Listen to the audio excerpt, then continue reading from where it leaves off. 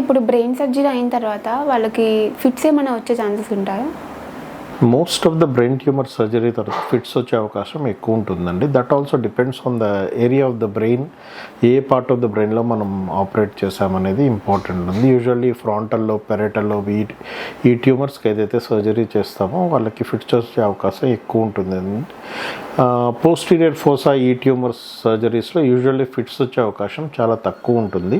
But irrespective of this thing, brain tumour surgeries అయిన తర్వాత anti epileptics అంటే fits రాకుండా మందులు మనం 3 నుంచి 6 నెలలు depending on the patient outcome follow up, every month వాళ్ళు వచ్చే ఫాలోఅప్లో అది కంటిన్యూ చేయాలా లేదా డోసెస్ తగ్గియడము, నిదానంగా ఆపడం, ఇవన్నీ ఒక న్యూరో ఫిజిషియన్ కానీ న్యూరో సర్జన్ కానీ తీసుకునే డెసిషన్ ఉంటుందండి. So after most of the brain surgeries fits వచ్చే అవకాశం మాత్రం చాలా ఎక్కువ ఉంటుంది. సో దానికి ట్రీట్మెంట్ ఏంటి అంటే ఫిట్స్ రాకుండా మందులు స్టార్ట్ చేస్తాము.